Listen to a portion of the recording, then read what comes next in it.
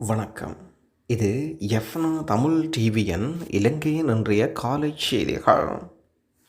அவசரமாக கொழும்பு வந்திருக்கும் இந்தியாவின் பாதுகாப்பு ஆலோசகர். இந்தியாவின் தேசிய பாதுகாப்பு ஆலோசகர் அஜித் தோவல் அவசரமாக இன்று இலங்கை வந்துள்ளதாக நாளிதழ் செய்தி வெளியாகியிருக்கிறது. தலைநகர் கொழும்பில் அரசியல் தலைவர்கள் பலரை அஜித் தோவல் சந்திக்க இருப்பதாகவும் இலங்கையின் சமகால எதிர்கால அரசியல் பொருளாதார விடயங்கள் தொடர்பில் கலந்துரையாட இருப்பதாகவும் செய்தியில் தெரிவிக்கப்படுகிறது. என்றாலும் அவரது இந்த பயணம் தொடர்பில் இந்திய வெளியுறவு அமைச்சு உத்தியபூர்வமான அறிவிப்புகள் எதனையும் வெளியிடவில்லை. கொழும்பு ராஜதந்திர தகவல்களை மேற்கோள் காட்டி இந்த செய்தி வெளியிடப்பட்டிருப்பதுடன் உயர் ஸ்தானிகர் சந்தோஷுடன் இணைந்து பல்வேறு அரசியல் சந்திப்புகளை தோவால் நடத்த இருப்பதாக அறிய முடிகின்றது. இலங்கையில் எதிர்வரும் செப்டம்பர் 21 ஜனாதிபதி தேர்தல் நடைபெற இருக்கும் நிலையில் அதன்று 3 வாரங்களுக்கு முன்னதாக இடம்பெற்றுள்ள அஜித் தோவலின் இந்த பயணம் தொடர்பில் ராஜதந்திர மட்டத்தில் அவதானம் செலுத்தப்படுகின்றது. இரப்பர் பாலில் வீழ்ந்த மறைந்த கண்ணீர். 200 வருட ரப்பர் தோட்ட தொழிலாளர்களின் சுகக்கதை. 1938 வெளிவந்த சமாஜ பத்திரிகை இந்த நாட்டு ரப்பர் தோட்ட தொழிலாளர்கள் முதலாவது போராட்டத்தை இலங்கை வரலாற்றில் முதலாவது வேலைநிறுத்த போராட்டம் என்ற செய்தி வெளியிட்டிருக்கிறார். இந்த ஆண்டு ஜூலை மாதம் 13 ஆரம்பிக்கப்பட்ட இந்த வேலைநிறுத்தம் சில நாட்கள் நீடித்த நிலையில் வெற்றிகரமாக நிறைவடைந்ததாகவும் பதிவிட்டிருக்கிறார். அன்று தொடக்கம் 86 வருடங்களாக தமது அடிப்படை உரிமைகளுக்காக போராடி வந்த ரப்பர் தோட்ட தொழிலாளர்கள் அன்று சிந்திய கண்ணீருக்கான விலை இன்றைய நாளில் கிடைத்திருக்கிறது. காலனித்துவ ஆட்சியாளர்களின் இந்த நாட்டுக்கு முதலாவது கோப்பை பயிற்சிகை, இரண்டாவது தேயிலை பயிற்சிகைக்கு பின்னர் ரப்பர் பயிற்சி என்று தென்னிந்தியாவிலிருந்து அழைத்து வரப்பட்ட தோட்ட தொழிலாளர்கள் 200 வருடங்கள் பூர்த்தியாகின்றன.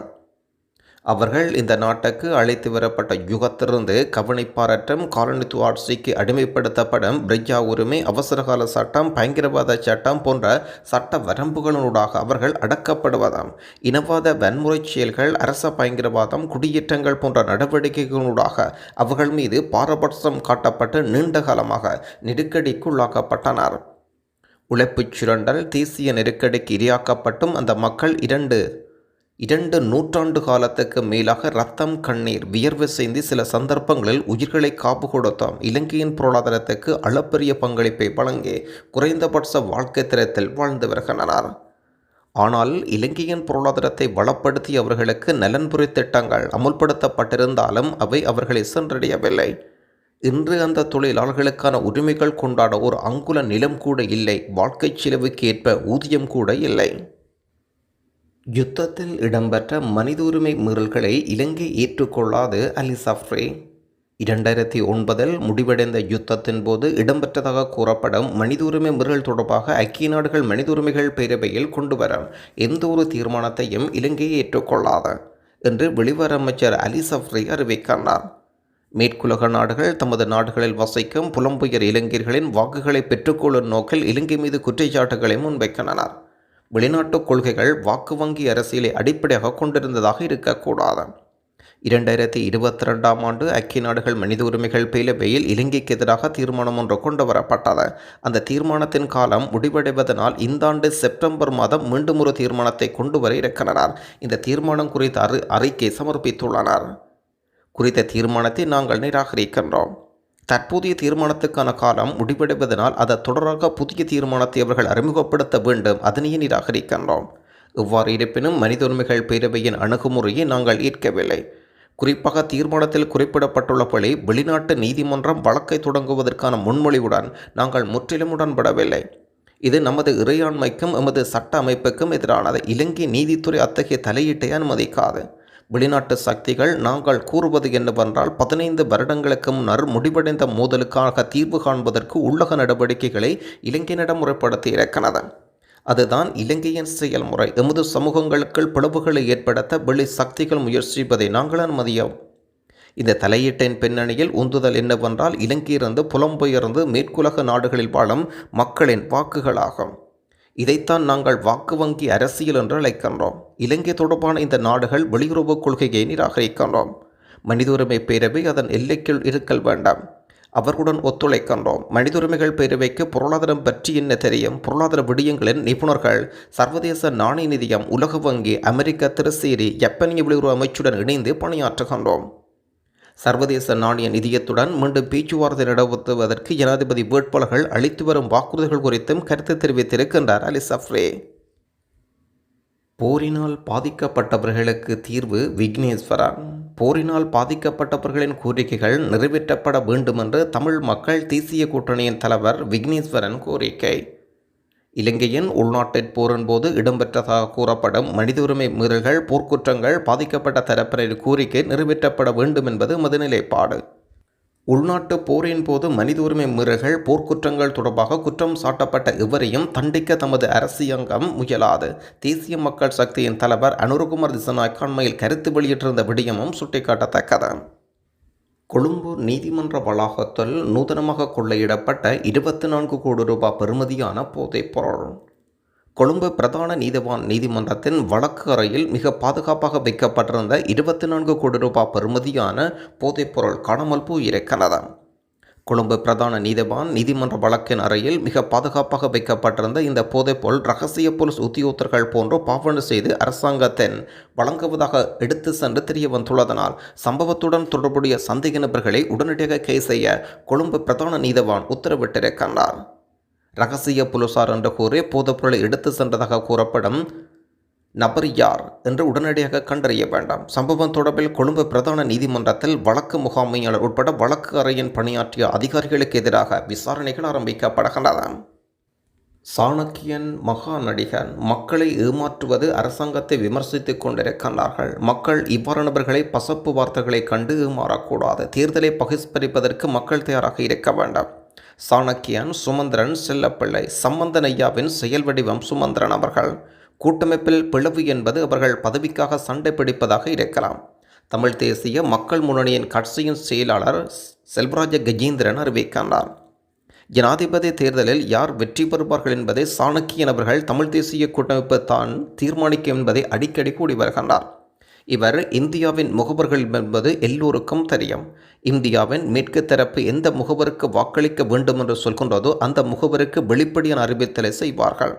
தமிழ் மக்கள் அந்த மனநிலையில் இல்லை. சொன்னால் ஏதோ ஒரு வகையில் பொது வேட்பாளர் ஆதரிப்பது தொடர்பாக இறுதி நேரத்தில் எடுத்த முடிவுகள் மாற்றக்கூடியவர்கள்.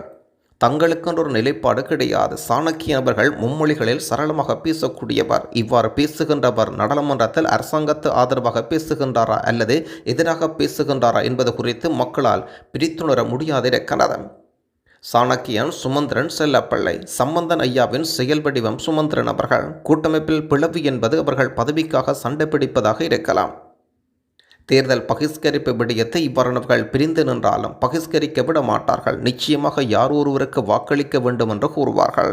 தமிழ் மக்கள் தேர்தல்களை பகிஷ்கரிக்க கூடாதுங்கிற நிலைப்பாட்டை எடுக்க முடியாதவாறு வாக்களிக்கும் முறைகளை எவ்வழியிலும் நடாத்திச் செல்வார்கள். எனவே மக்கள் இவ்வாறானவர்களை நிராகரிக்க முன்வர வேண்டாம். துபாயில் கைது செய்யப்பட்டவர் இலங்கைக்கு அழைத்து வரப்பட்டுள்ளார். பல குற்றச்செயல்களுடன் நேரடி தொடர்புடைய சந்தேக நபராக கருதப்படும் ஹித்மால் பெனா என்று அறிக்கப்படும் நபரொருவர் குற்றப்புலனாய்வு திணைக்கள அதிகாரிகளினால் துபாயிலிருந்து நாட்டுக்கு அழைத்து வரப்பட்டுள்ளார். இந்த சந்தேக நபர் உலக பாதாள குழு தலைவரான மகோந்தர மதுசின் உதவியாளர் என்றும் போலீஸ் ஊடக பேச்சாளர் அறிவிக்கின்றார். ஐஎஸ் பயங்கரவாத அமைப்பு தொடர்பில் வீடியோக்களை தொகுத்து இன்ஸ்டாகிராமில் உட்பட்ட சமூக வலைத்தளங்களில் பதிவிட்ட ரத்மலான பிரதேசத்தைச் சேர்ந்த இமாட் சாம் என்ற இளைஞனுக்கு தடுப்பு காவல். ஐஎஸ் பயங்கரவாத அமைப்பின் போர் நடவடிக்கைகள் தொடர்பான தகவல்களை இன்ஸ்டாகிராம் உட்பட சமூக ஊடகங்கள் மூலம் பரப்பியதாக கைது செய்யப்பட்ட இளைஞரை தடுப்பு காவலில் வைத்து விசாரிக்க நீதிமன்றம் அனுமதி வழங்கியிருக்கின்றது. பயங்கரவாத புலனாய்வு பிரிவினரால் சந்தேகத்தின் பேரில் கைது செய்யப்பட்ட ரத்மலானை 5 லேன் ரத்மலானை பெருவ வீதியைச் சேர்ந்த இமாட் சமாம் என்ற சந்தேக நபரை தடுத்து வைத்து விசாரணை நடத்த கொழும்பு மேல் நீதிமன்றம் உத்தரவு வழங்கியிருக்கிறது. குறித்த சந்தேக நபர் ஐஎஸ் பயங்கரவாத அமைப்பின் ஆயுதங்கள் தொடர்பான தகவல்கள் அடங்கிய காணொளிகளை எடிட் செய்து தனது இன்ஸ்டாகிராம் கணக்கினூடாக சமூக ஊடகங்களில் வெளியிட்டிருக்கின்றார்.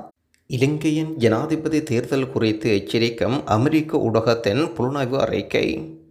எதிர்வரும் ஜனாதிபதி தேர்தலுக்கு பின்னர் சீர்திருத்தங்களை நிறுத்துவதற்கான சாத்தியமான முயற்சிகள் சர்வதேச நாணய நிதிய திட்டத்தை இடைநிறுத்துவதற்கு வழிவகுக்கும் என்ற அமெரிக்க செய்தித்தளத்தின் புலனாய்வு அறிக்கை எச்சரிக்கை வழங்கியிருக்கிறது. எனவே மீட்சியை வலுப்படுத்த சர்வதேச நாணய நிதியத்துடன் கடன் திட்டத்தை தொடர்ந்தும் வைத்திருப்பது இன்றியமையாதது என்று குறித்த செய்தித்தளம் செய்தி வெளியுறுத்துகின்றது. தற்போதைய சர்வதேச நாணய நிதியம் ஆதரவு பெற்ற கடன் நிலைத்தன்மை பாதையானது பொருளாதாரத்துக்கு பாரிய உந்துதலை வழங்கவில்லை என்றாலும் ஜனாதிபதி தேர்தலுக்கு பின்னர் சீர்திருத்தங்களை தடுத்து நிறுத்துவதற்கான சாத்தியமான முயற்சிகள் சர்வதேச நாணய நிதி திட்டத்தை இடைநிறுத்துவதற்கும் அச்சுறுத்துவதற்கும் வழிவகுக்கும். ஜனாதிபதி தேர்தலில் போட்டியிடும் சில வேட்பாளர்கள் சர்வதேச நாணய நிதி பிணை எடுப்பு திட்டத்தின் விதிமுறைகளை மறுபரிசீலனை செய்வதற்கான திட்டங்களை வெளிப்படுத்தி வருகின்றனர். இந்த நிலையில் அவர்கள் ஆட்சிக்கு வந்தால் தற்பொழுது நடைமுறையிருக்கும் திட்டத்தின் தலைவிதியை சுற்றி நிச்சயமற்ற தன்மையை எழுப்புகின்றது. எனவே இலங்கையின் பொருளாதார மீட்சியை வலுப்படுத்த சர்வதேச நாணய நிதியத்தின் கடன் திட்டத்தை தொடர்ந்து வைத்திருப்பது இன்றி அமையாது என்றும் அந்த அறிக்கை வலியுறுத்துகின்றது. தமிழர் பகுதிகளில் முன்னிலையில் இருக்கும் ரணில் விக்ரமசிங்க.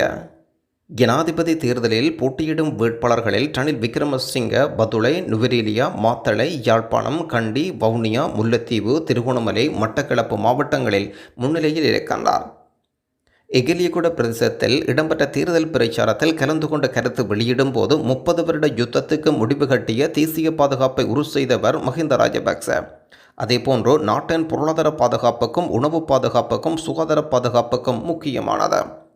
வைரஸ் தொற்றினால் 16,000 பேர் உயிரிழந்தனர். ஏனைய நாடுகளில் பெருமளவானவர்கள் உயிரிழந்தனர். சுற்றுலா பயணிகள் அனைவரும் வெளியேறியிருந்தனர். வெளிநாட்டில் பணிபுரிவோருக்காக தாய்நாட்டுக்கு வர நேரிட்டது. வெளிநாட்டு கையிருப்பு வீழ்ச்சியடைந்தது. இதனால் எரிபொருள், கேஸ் கொள்வனவு செய்ய பணம் இருக்கவில்லை. மின் உற்பத்திக்கான நிலக்கரி கொண்டு வர முடியவில்லை. பொருளாதார நெருக்கடி ஏற்பட்டு பொருளாதார யுத்தத்துக்கு முடிவு கட்டிய ரணில் விக்ரமசிங்க மக்களுக்கு நன்றி கடன் செலுத்த வேண்டாம், சமஷ்டியை அங்கீகரிக்குமாறு தெற்கின் ஜனாதிபதி வேட்பாளர்களுக்கு வலியுறுத்த வேண்டாம். சமஷ்டியை அங்கீகரிக்குமாறு கோரி தெற்கின் ஜனாதிபதி வேட்பாளர்களுக்கு வலியுறுத்த சர்வதேச காணாமல் ஆக்கப்பட்டோருக்கான தினத்தில் ஒன்று திரள்வோம் என்றும் சமூக நீதிக்கான செயற்பாட்டாளரும் அரசியல் கைதிகள் விடுதலை செய்வதற்கான தேசிய அமைப்பின் இணைப்பாளருமான அருட்தந்தை சக்திவேல் அறிவிக்கின்றார். நாட்டில் நிலவிய தமிழர்களுக்கு எதிரான இனஅழிப்பு யுத்தகால பகுதியில் இலங்கை அரச படைகளால் புரியப்பட்ட மனிதகுலம் ஏற்காத யுத்த குற்றங்களுக்கான நீதியை பெற்றுக் கொடுப்பதற்கு பேரினவாத கருத்தியல் கொண்ட எந்த ஒரு பிரதான ஜனாதிபதி வேட்பாளர்களும் துணிய மாட்டார்கள். ஆயுதம் யுத்தம் மௌனிக்கப்பட்ட பின்னர் கடந்த 15 வருட காலமாக வலிந்து காணப்பட்ட உறவுகள் தமது அன்புக்குரியவர்களை தேடி கிடைக்காத நிலையில் 2500 நாட்களாக தொடர் போராட்டம் நடத்தி வருகின்றனர். இவர்கள் எதிர்வரும் 30ஆம் திகதி சர்வதேச காணாமல் ஆக்கப்பட்டோருக்கான தினத்தில் கவனஈர்ப்பு போராட்டத்தை நடத்துவதற்கான ஆயத்தங்களை செய்துள்ளனர். இந்த போராட்டத்துக்கு அரசியல் கைதிகள் விடுதலை செய்வதற்கான தேசிய அமைப்பு தமது முழுமையான ஆதரவை தெரிவிக்கின்றது. ஜனாதிபதி தேர்தலுக்கு முன் நிற்கும் பிரதான வேட்பாளர்களும் அவர்களின் பின்புலத்தில் இயங்கும் கட்சிகளும் தமிழர்களுக்கு எதிரான இனஅழிப்பு யுத்தத்துக்கும் இனப்படுகொலைக்கும் ஆதரவு தெரிவித்தவர்களே. அத்தோடு தமது ஆதரவுகளை யுத்த வெற்றி கொண்டாட தூண்டியவர்களும் இவர்களாவார்கள்.